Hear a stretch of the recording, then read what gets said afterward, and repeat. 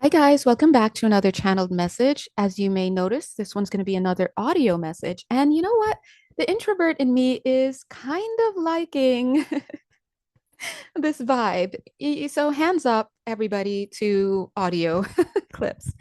So, for today's channeled message, we're going to be taking a look at why the process of awakening, also known as the process of greater self awareness, also known as the process of getting into higher states of consciousness, also known as the process of better self understanding, knowing thyself, getting to understand what God is, whatever words you use to describe that process of transformation that takes you to higher levels of consciousness into greater reality.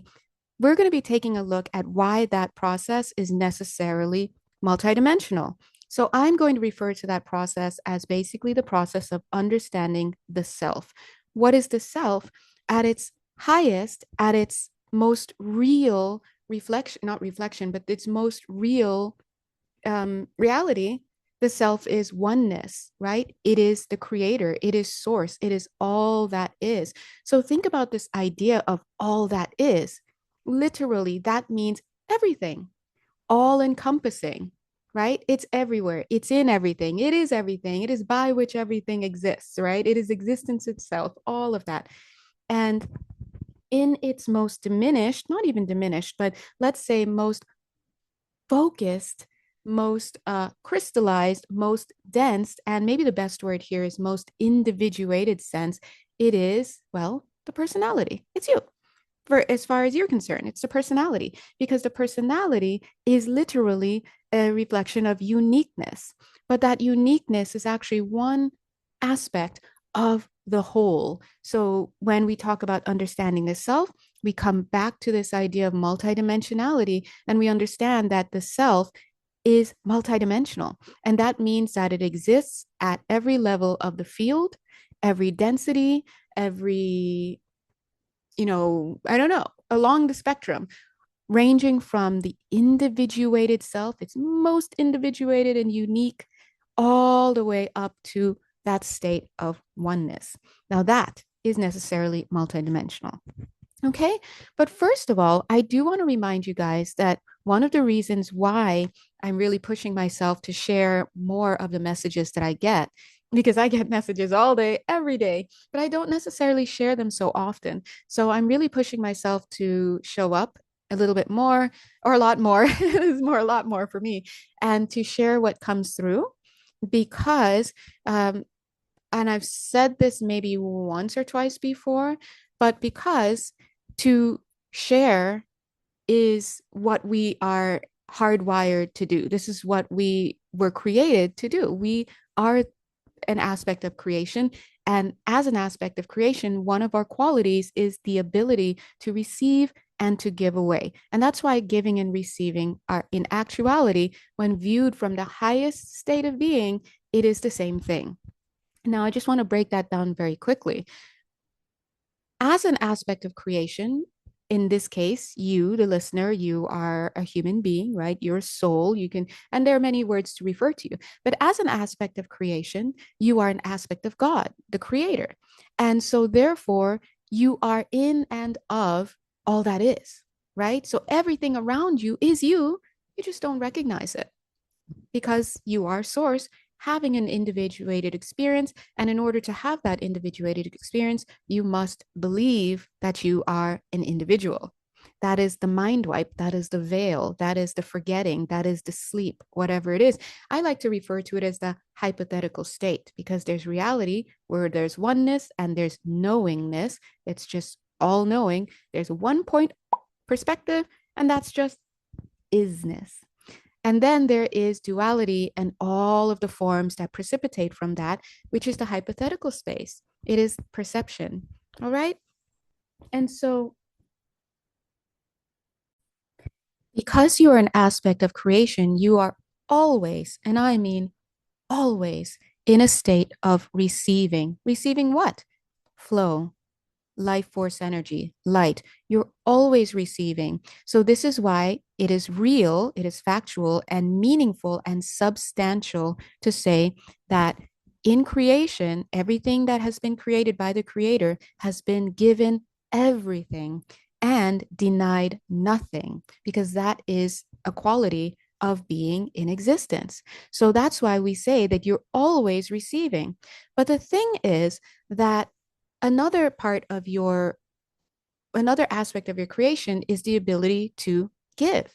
In other words, the ability to share. In other words, to extend the love that has been given to you. That's why we say where two or more are gathered, there will I be, right? So this space of union, integration is when you're flowing naturally. The issue that a lot of people here on earth have, I would say all of us, because that's why we're here, earth is a school, is that we struggle with the giving, in other words, the sharing, the extending. And in energetic language, this looks like blockages within the energetic anatomy caused by blockages, caused by false beliefs in the conscious mind area and the subconscious mind area. So this is what we come in to help clear. Notice the word clear, because when we have a change in perception, in other words, when we are brought into right mindedness, right? In other words, when we have a correction made to the perceptions, what we're actually doing is we're clearing up misconceptions. We're clearing up false programming. And what that does within your energetic field is that it removes any blockages to the flow of what? Of source energy through you. In other words, when you heal your mindset, you then become able to be a greater instrument through which the divine can flow. What is the divine? Source energy, life force energy, all that is. You, your very essence, light, illumination, right? Understanding, all of this stuff that is you. And most importantly, love, because this is the flow. It's able to flow through you, and you don't have any blockages. You don't have any misperceptions. You don't look upon things and project onto it, because the projection comes from your false beliefs, right? So, what you're doing is you end up withholding your love, AKA stopping the flow that is coming into you from being given away, or you taint that and you give out, aka project onto others and onto other aspects of creation, what is not real, what is not loving, what has no substance when viewed from a higher state of being, right? It's meaningless. It will fall apart, and it seems to have some sort of solidity in our physical world because it has been given some type of belief structure, and it's believed enough by you and collectively as well to be a thing, but it's not actually a creation of the creator. So those things will fall away. So coming back around, the reason why I'm really pushing myself to share this information with you guys is because I want to demonstrate that I have accepted what I have received. Again, we're always receiving the love of God, the flow of God, illumination, understanding, whatever you want to call it. But if we have blockages caused by our false beliefs, we will be unable to actually communicate that flow of energy to others. In other words, we won't be able to be the highest instrument of the divine through which those high frequencies can flow to others. So when we're able to demonstrate, AKA act on, AKA do, right? When we take actions to share what has been we've already received, then we are now demonstrating, we're giving evidence and proof to the idea that we have accepted it. So in short, demonstrating goodness and kindness and all of this is your proof that you have quote unquote accepted what you already have received. All right. So this is why giving and receiving are the same.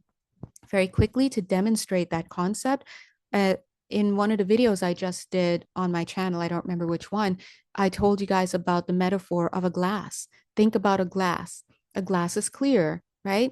So let's say that you are here in some sort of physical state of being. So you're the glass, super cute, right? When you're functioning properly as a glass, then light can flow right through you.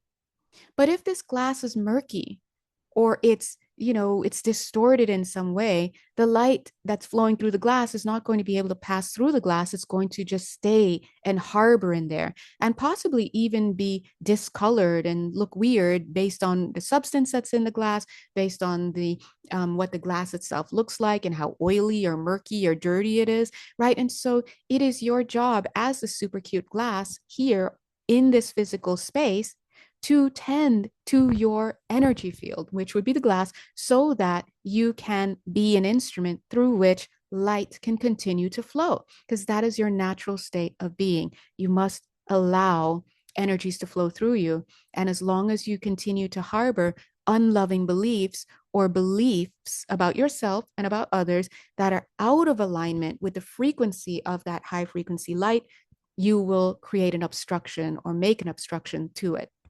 That's the case for healing the mind. All right.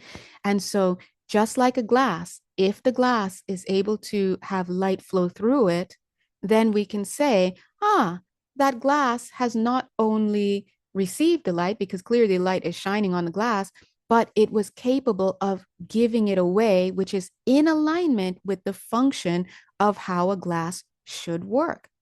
And so we can say it has demonstrated its health and well-being, its ability to accept and give.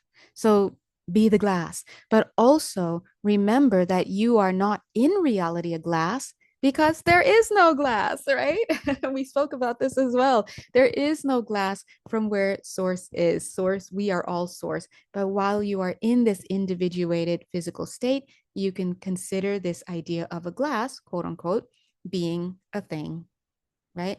All right, so that went on longer than I wanted it to go on, but but we have the channeled message, and I had to also add that to it. So anyway, let's jump straight into this message. I'll do my best to read straight from it, but also jump in when I feel that I need to explain a little bit about what Spirit was talking about. So today we're going to take a look at this idea about understanding the self, right? Understanding the self is necessarily a multidimensional process. It just is. In other words, multidimensionality basically says that you exist at different levels of the field. You exist at different densities. You exist in different dimensions. Now, here in this density, right, this 3D space, you exist as what? A human being. And you have a personality and a body. But when you shift into fourth dimensional awareness, right? Then fifth dimensional awareness, and then way up higher, going higher and higher and higher, well, things start to look different. But you are just as much those other dimensional selves as you are this one. Think of it like a nesting doll, because in reality, there's only here and there's only now. Time and space is an illusion within this universal time matrix, right? So you can actually operate outside of time, not while in the human body, clearly, but just understand that distinction. So everything is actually here and now. But the way that you shift is through perspective. Okay. So just as a circle, which is a two-dimensional object, from your perspective, from your ability to perceive reality, when you look upon a circle, you recognize it as a two-dimensional object. But your abilities in this human body also allow you to observe three-dimensional objects. And so therefore, you can observe both the circle, a 2D object, and a sphere, its 3D complement or counterpart, in your mind. Your mind can process that 2D and 3D objects. A circle becomes a sphere. Just like a square is a 2D object, it becomes what? A cube into 3D, right? So just as a circle becomes a sphere with expanded, say it with me, perspective, right? So too does the 3D self reveal energetic bodies when you expand your vision. Your 3D eyes are going to see a physical body, but when you expand your perspective and you start to hit those intuitive abilities, your clairsentience, your clairvoyance, all of that, you switch to the spiritual eye, you are able to see, to perceive larger aspects of yourself. Now, depending on how developed that spiritual eye is, you can see the fourth yourself in the fourth dimensional way and beyond, right? And so just understand that in order to see more, you have to expand your perspective. So let's see, what else does it say? So too must we hold space for the idea that we cannot know. From this perspective, it is impossible to know what is. In other words, it is impossible to know and to understand what God is because we just don't have the vision and the capabilities from this perspective. Okay, we're struggling. Let's just put it this way. So we cannot know what is just by what we have been able to witness while here on this planet. And certainly, the more that you are, the word brainwashed came into mind, but I was going to say the more that you are programmed, the more that you are socioculturally programmed, which, everybody, it's just where it is, unless you were born in a forest. And then we have other issues going on there, right? If you were raised not by humans, right? But let's see, where did I leave off?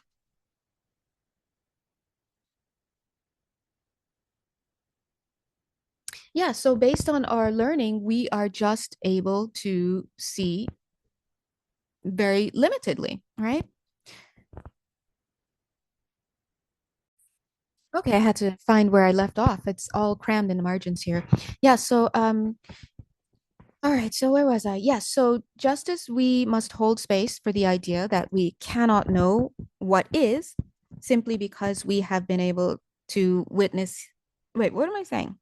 So too must we hold space for the idea that we cannot know what is just by what we have been able to witness or learn here. We must express consciousness to see more. We must understand that we have to step into greater consciousness in order to see more. Okay. All right, here we go. So the truth, and I'm talking about the reality of things, will reveal that there is only what is real. And we've spoken about this before. What is real means it is what has been created. And when viewed from higher perspectives with expanded consciousness, with honed spiritual eyes, you see that there is actually a substance, an energetic substance to it, right? And if something does not have that energetic substance, we will see it as being unreal and it will actually terminate or cease to be a thing, a construct of any kind, at some level of the field. Sometimes we have things that are so real here and they terminate in the astral levels because they are not real concepts, so they cannot be found outside in larger dimensions, right? So those are not the things that you want to hang on to. This is why discernment is very important down here. We must hold space for the idea that we cannot, it is impossible. We cannot know what actually is. In other words, what the reality of all that is just by what we have been able to witness while here on this planet Earth. That means that because of our limitations and our learnings here, we're unable to actually see the reality of what is. And the Tao Te Ching does this really well in its opening statement. The Tao that can be expressed, in other words, if we're talking about it, like now, if we're painting about it, we're doing all sorts of stuff. If we're engaging in that concept with each other and with ourselves while here in this form, it's not the real Tao. The Tao that can be expressed is not the real Tao. And simply stated, we don't have the capacity in the physical infrastructure, so to speak, to be able to perceive of that. All right. So we must express consciousness. Oh, excuse me. We must expand our consciousness in order to see more. Now, this is a pretty simple concept, right? Like I just probably went on a little too long about the shapes, we understand from our ability to perceive in this human body and with all the learning and the tools that we've gathered, we understand that a 2D object, let's say, is a circle, for example. And we understand and we could see that that circle slips into appearing like a sphere at the third dimension. In other words, we can observe this object in two different ways, depending on what? The level or the perspective from which we are viewing it. Now, what does a circle and a sphere look like at the fourth dimension, and the fifth dimension, and the sixth, and the seventh, and the eighth, and onward? What if I told you that at any given time, you're actually only seeing a teeny tiny portion of something that if you actually saw what it looked like, you'd be like, whoa, whoa, whoa, where's the circle? I lost the circle. I can't even identify the circle anymore in this this new object I'm looking at and the sphere. And what is this? Right? You'll start to probably see shapes that you can't even your brain can't even identify it. And think about it this way, after a very engrossing dream where you've just been doing God knows what and going and witnessing all sorts of stuff with your expanded consciousness. When you wake up, what does your conscious mind start doing? It starts using the symbols and the ideas in its own limited framework and pastes it onto whatever else was there because that's the best it can do. And so you wake up like, wait, what?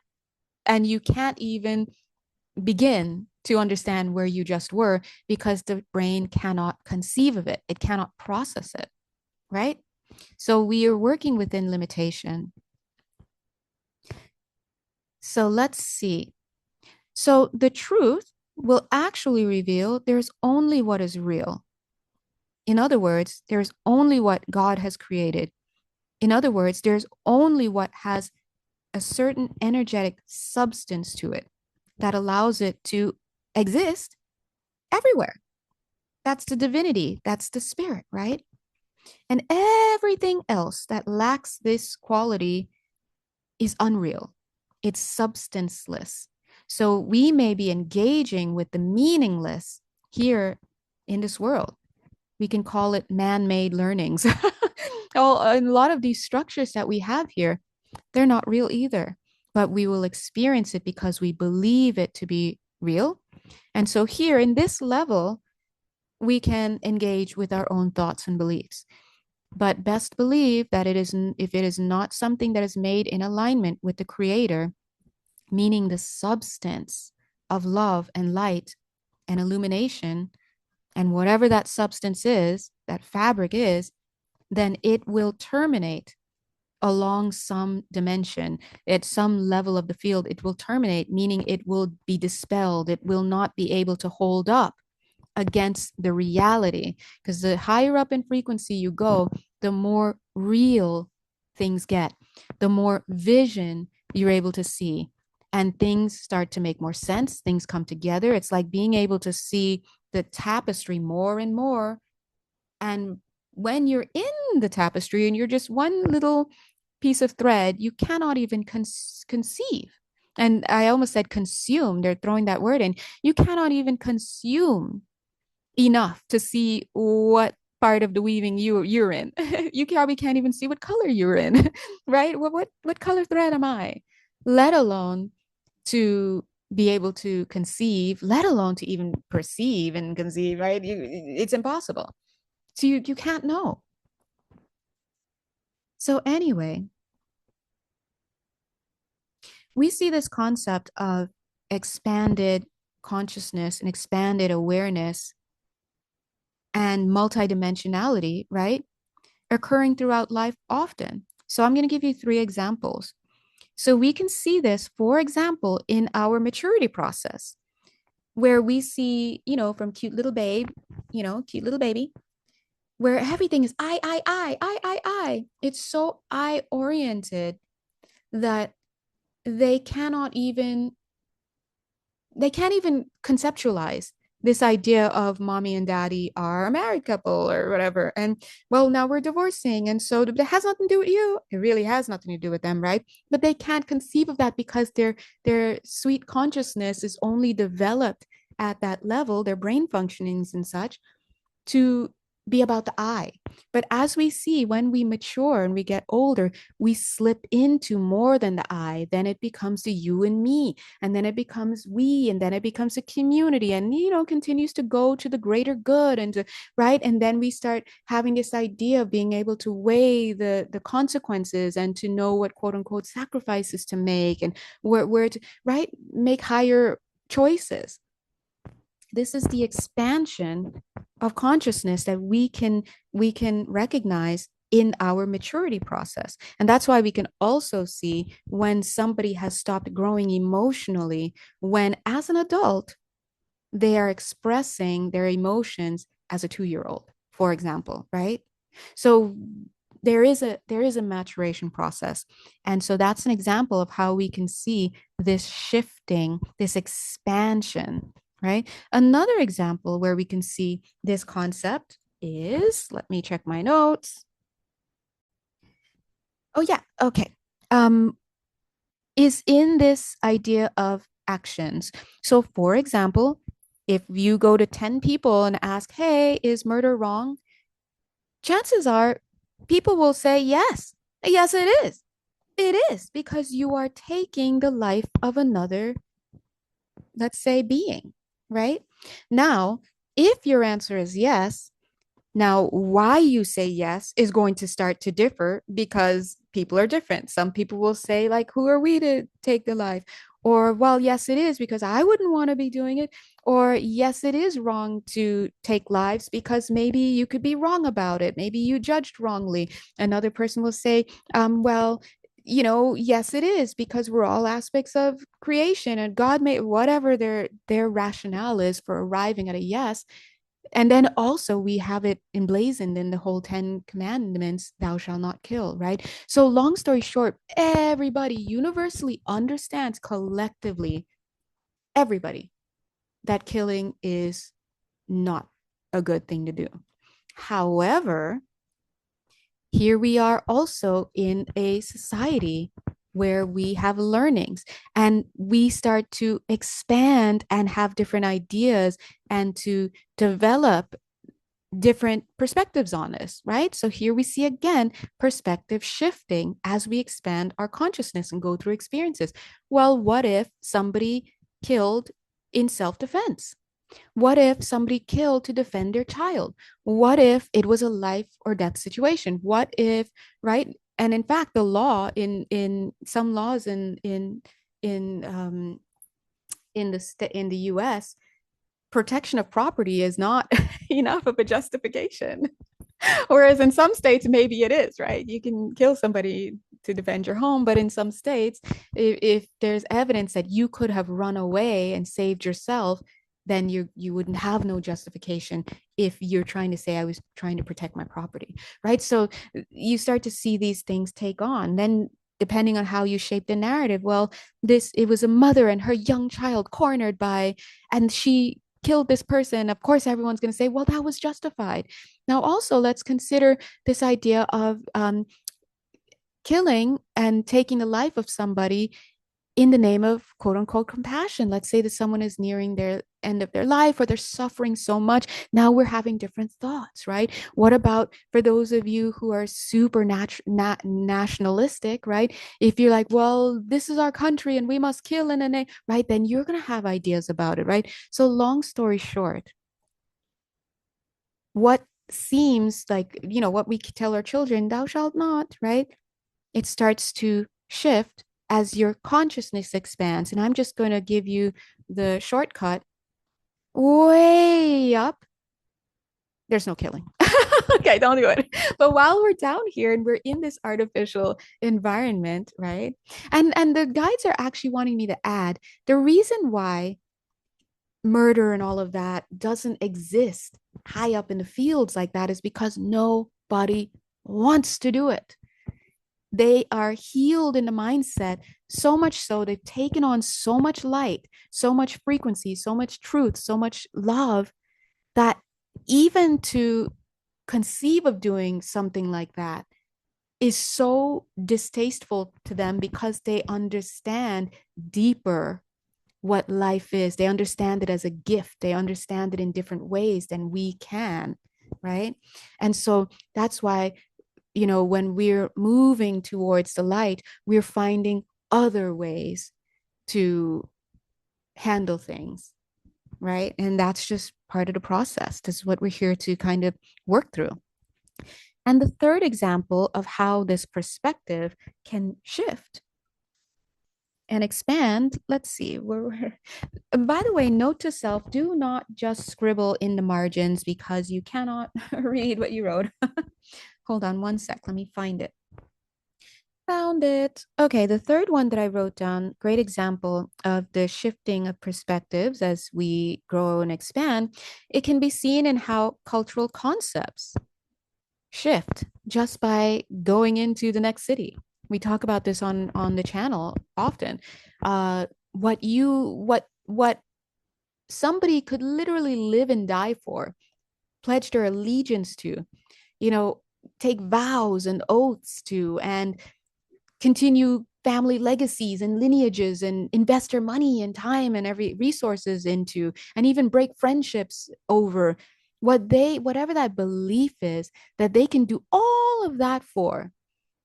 They can break themselves simply by going to a different city or state or county or country or culture or location on the planet, or even getting in a spaceship and going out to space, and they see all of quote unquote civilization fall behind. They can lose all of that and can even sometimes suffer a little bit of a psychotic break, simply because what they believe so much to be an objective reality that they throw themselves behind can shift just by going into a different space.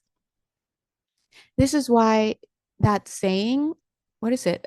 Travel is, what is it? Travel is fatal to, I think it was bigotry and, prejudice and all of that. I'm definitely chopping up that quote, but I think it was Samuel Clemens who has who said it, right? So basically the more that you travel, the more that you expand yourself, the more that you expand your horizons, the more you are able to perceive, the more that you're able to integrate into your consciousness. Now, travel alone is not going to do it, because if you travel with a mindset that is closed, you can just travel the world with your same mind and then see the world and in your same mindset and believe the world to be ordered in the way that you see it.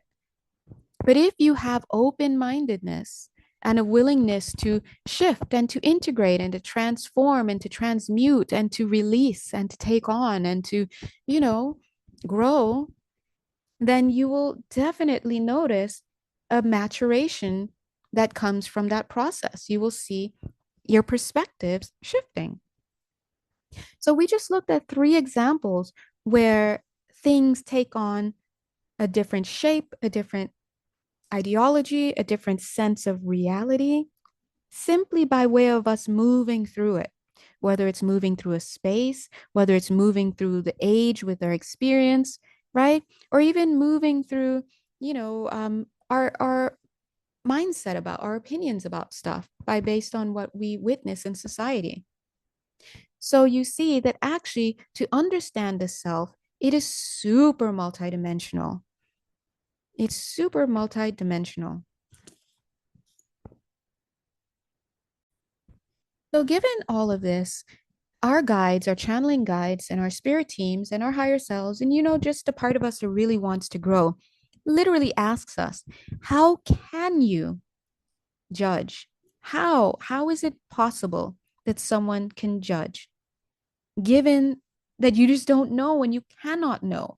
It is impossible to judge. And that's why we say, do not judge.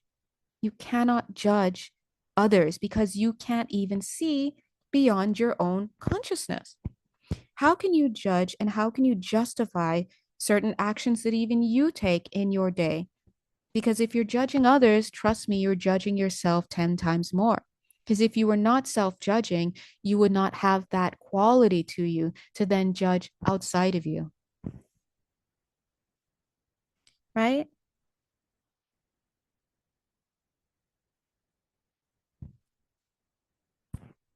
The quote that, excuse me, the quote that came up during this channeling session is that forgive them, Father, they know not what they do. Yeah, we don't, right? And if you follow my channel, well, I've done quite a few different religions through different lifetimes. So I actually have an appreciation, right, for a lot of stuff. But the work that I do is actually not religious in nature. It's energetic. It's tapping into levels of the field that go beyond this human space. And so in order to really have these discussions, you may see a little bit of overlap in religious language simply because it's language, and it's also a language that a lot of people adhere to.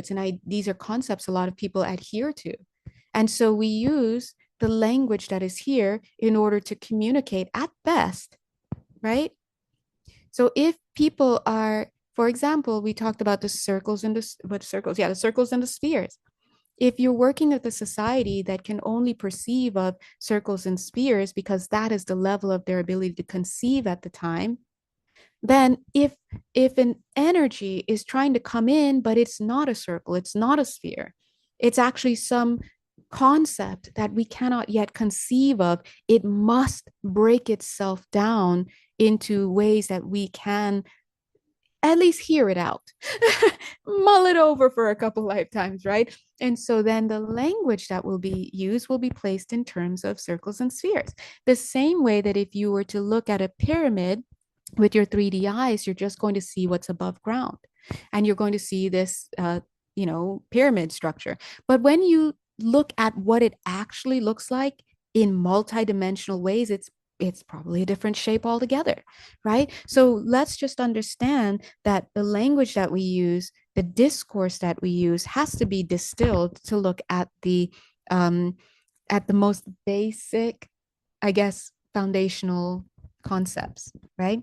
So when we say stuff like, forgive them, Father, for they know not what they do, where I come in is I'm an energy worker. So I try to bring what I see as the missing link for a lot of people, which is their lack of understanding when it comes to energy and how that plays a role. So the reason why we do not understand is because we cannot perceive of what is from our current state of consciousness. And so, therefore, when you're living a higher consciousness lifestyle, you understand that you're not going to cultivate, or you're not going to continue to cultivate or give credence to judgment.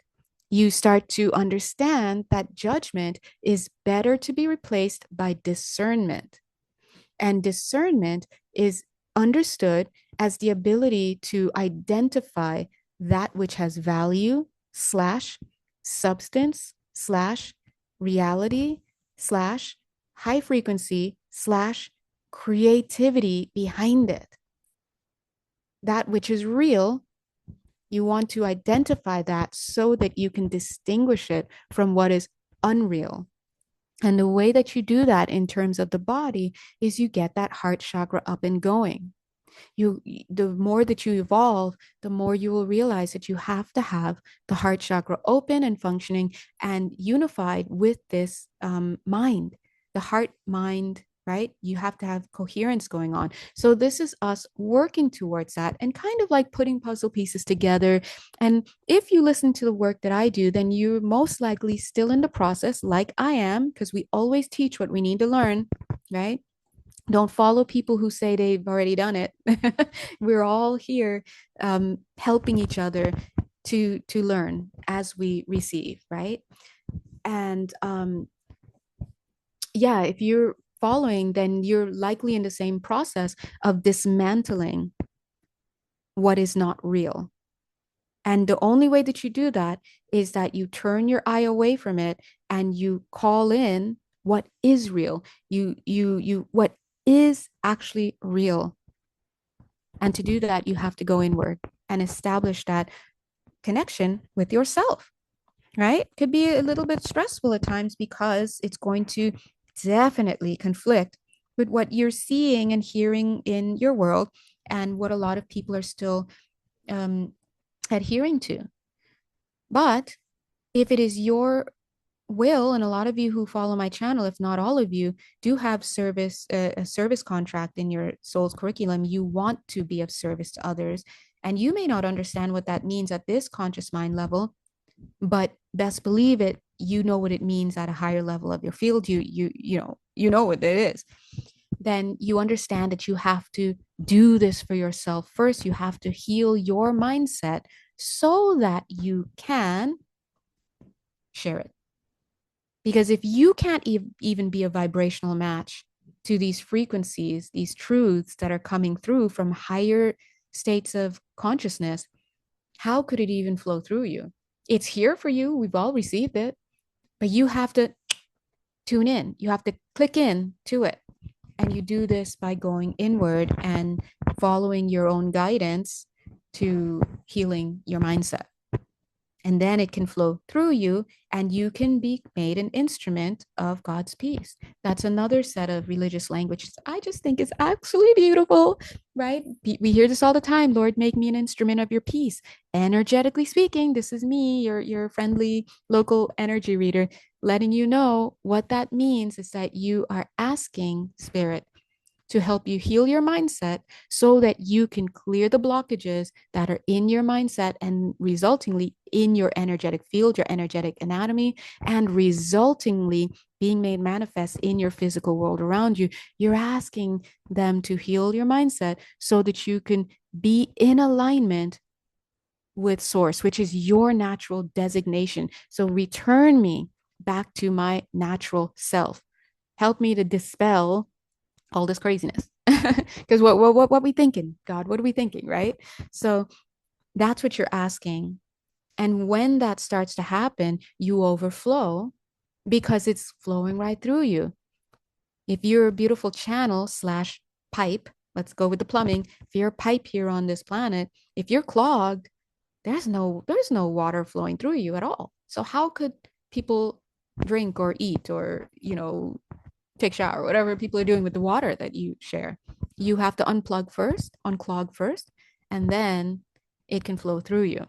And that's when we realize that we can do great things, but it's not us that's doing it. It is that source, that higher aspect of all of us that can now flow through us. And that's why we also have this beautiful language, please move me so that I could, right? Then we start acknowledging that we're being moved in alignment with the divine. So that's also what these are also fancy words of saying embodying the divine, taking on the qualities of the divine. How can you be God on earth? How can you be God's hands? How can you, all these beautiful words we say when you're not able to embody the frequency? You are God on earth because you have the spark of the divine within you, the God within you, but you want to activate that. You want to give it a chance to share it. So you give it the life force energy by choosing it, and you choose it over your ego by choosing to align with higher frequencies. That's all. We're just matching stuff up, right? So anyway, this is longer than I expected, but maybe I'm the only one who keeps expecting things to be short, and spirit's like, actually, just can you get out there and talk? And so here we are. So let's wrap this up. So anyway, after all this, the reality is God's grace. So God's grace, for lack of a better word, guys, is basically an aspect of the love of God. It's an aspect of creation. Now I'm using religious language because I love God personally. This is the language I use. But I also understand that it's a proxy, this language, because the Tao that can be expressed is not the real Tao. So if you don't use God, you use some other word, you use, some concept, whatever, go ahead and replace it in your minds, right? But grace is an aspect of the creator. It's one of the many aspects of the creator, and it's a very, very high one. It's an aspect that most closely relates to the actual love of God. So when we think about this idea of grace, we think about it in terms of like, whoa, we maybe what's the best word? It's a combination of, a vocabulary word is advanced when you have to use a couple words to describe it, but grace is that combination of, wow, you are innocent, but you're also forgiven and pardoned at the same time. You're let off the hook, and I love you, and you're great, and you never did anything wrong. It's just all of this. It's that hug, that it's the ultimate show of reassurance.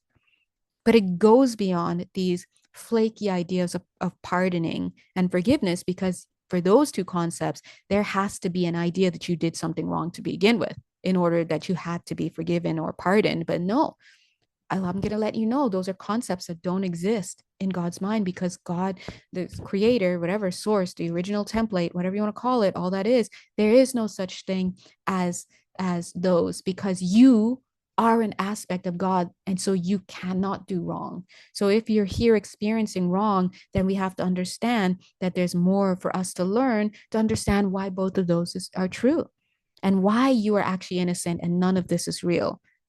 And that's when we ask to understand more than to be understood, right? Spirit is simply coming through and wrapping up today to say, because of all that you don't know, right? And you cannot know, the best thing they can say is for you to cultivate a practice of being kind to yourself and to others in all you do, and always seek to understand first before you call for others to understand you. You're also being asked to love yourself as you love others, and love others as you love yourself, and love others even if you struggle to love yourself, and love yourself even if you struggle to love others, right? Because the reality of it all is that you are the others and the others are you. You just cannot recognize it yet at this level of awareness. Okay? And I've always kind of used this example in past videos where I would show you my hands on the screen, and you'd see two hands, and from your perspective, you're seeing two hands. But the reality is it's one whole body, right? So I'll say this to you. When you listen to this and you're like, oh, Janelle's talking. Oh, Janelle, hey, Janelle. And I'm like, hey, right? You're seeing me and you're seeing you and you're seeing other people in your environment, because that's the level of perspective that you're at. But when you raise your consciousness and you tune into the other dimensional aspects of yourself, you will see more, and you will realize when you get all the way back up, because we all will one day, because all roads lead to Rome, to oneness, you will see that there is no other. I am God, and there is no other. Period. All of these things we hear, but we cannot conceive of it being a reality. So at best, it's two-dimensional to us. Only love is real. Two-dimensional means nothing, means everything. With your whole visceral being will it mean everything. And you will realize, oh, I was given the truth all this time. I just didn't know how to interpret it. It made no sense to me. Right? So trust us when we say we're all one. And I'm hearing that song, we are family of one, right? We are all one. You just cannot perceive of that one because of the current level of perspective that you are in. And that's it. But mastery, to exercise mastery on this planet, means to remember what you are. You are one. Everything is you. And to understand what that means, it means you cannot lack. It means that all these experiences that you're having, that's not you. So it's your job while you're here to try to understand, why am I having these experiences if this is not me? And that's a journey that we're all already taking. And it's looking different for different people, because illumination slash awareness, understanding meets us at where we are, right? So you have to consider that if you're going to move with mastery on this planet, you're always going to have to remember what you are and who you are, even if you cannot viscerally understand that. And you will choose to take actions in alignment with what you are. And even so, doing that, you'll notice that you will start to walk with your head a little higher. You will stop taking jobs that are unworthy of you. You will stop dating partners that don't see you, all sorts of stuff. You will become more giving, more kind. There is so much more that you could be doing and experiencing, not only for yourself, but for others, slash you, here on this planet, if you understood what you are. And so we will close with these last two things. Today, we wanted to share with you this concept that understanding the self, knowing thyself, is necessarily multidimensional. So you must see yourself as a multidimensional being. That's your reality, right? And the final thing of what you are is that you are God. You just forgot it. And that's okay because you chose to forget it. But here's the question: can you still move in alignment with what you are? In other words, can you embody the qualities of God, the Creator? Can you be giving? Can you love? Can you forgive? Can you whatever it is? Can you embody that? Can you demonstrate that in your daily life? Or will you continue to choose the false self and see yourself as the I am not?